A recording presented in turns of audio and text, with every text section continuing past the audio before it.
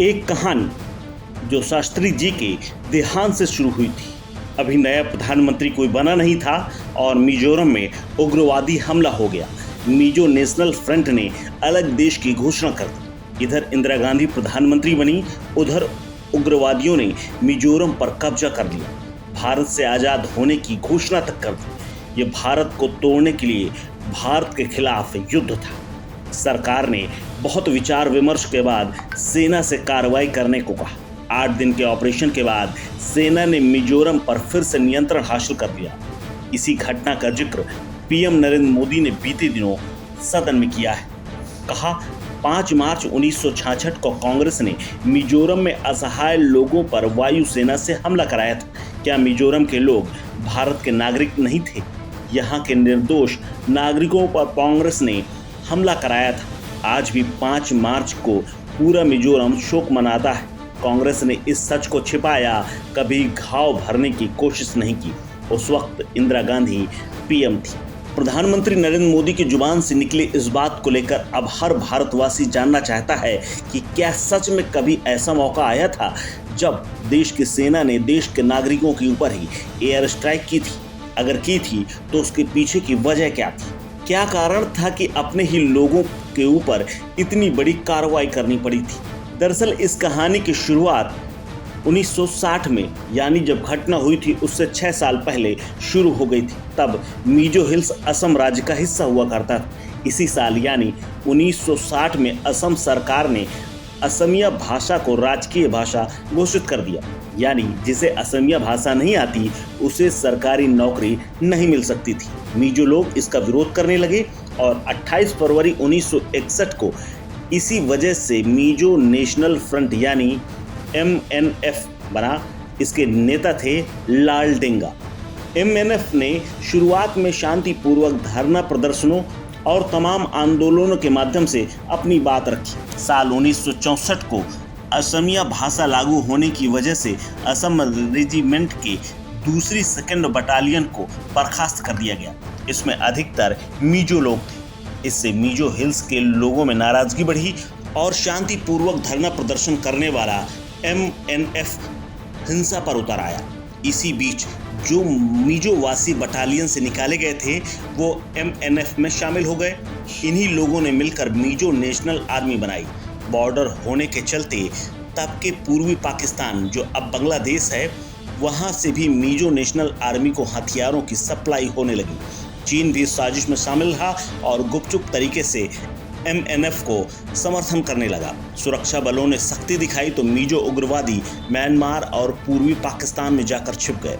सुरक्षा बलों ने साल 1963 में राजद्रोह के आरोप में लालडेंगा को गिरफ्तार कर लिया। लालडेंगा पर मुकदमा चलाया गया, लेकिन कोर्ट ने उन्हें बाद में बरी कर दिया। साल 1965 आया और तभी पाकिस्तान ने भारत पर हमला कर दिया। इसी मौके का फायदा उठाने के लिए दबाव बनाने की नीयत से MNF ने प्रधानमंत्री लाल बहादुर शास्त्री के नाम एक मेमोरेंडम भेजा। इसमें लिखा था, मिजो देश भारत के साथ लंबे स्थायी और शांतिपूर्ण संबंध रखेगा या दुश्मनी मोड़ लेगा, इसका निर्णय अब भारत के हाथ में है। 11 जनवरी 1966 को देश के प्रधानमंत्री लाल बहादुर शास्त्री का ताशकंद में निधन हो गया।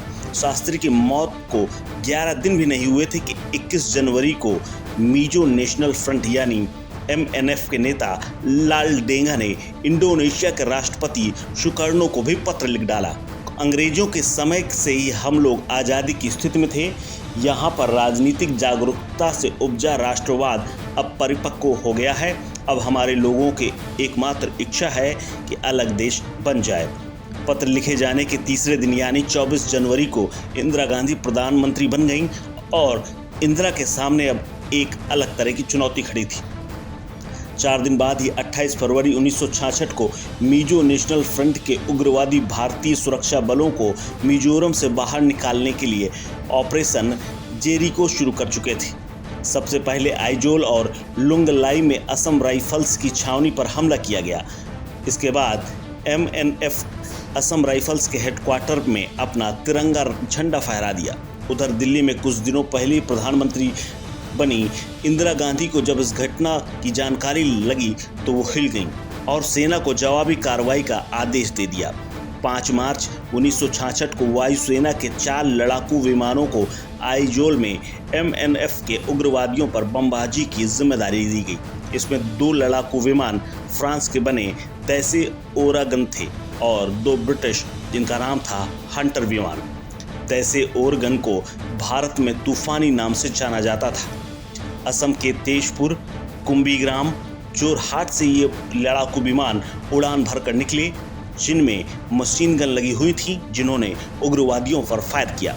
दूसरे दिन लड़ाकू विमानों ने आग लगाने वाले बम बरसाए। वायुसेना के लड़ाकू विमानों ने आइजोल और दूसरे अन्य क्षेत्रों पर 13 मार्च तक बमबारी की। इन विमानों को उड़ाने वाले 2 ऐसे पायलट शामिल थे जो आगे चलकर भारतीय राजनीति में नाम कमाने लगे। एक का नाम था राजेश पायलट और दूसरे का नाम था सुरेश कलमाड़ी। बमबारी से घबराए स्थानीय लोगों ने पहाड़ियों में जाकर शरण ले ली थी।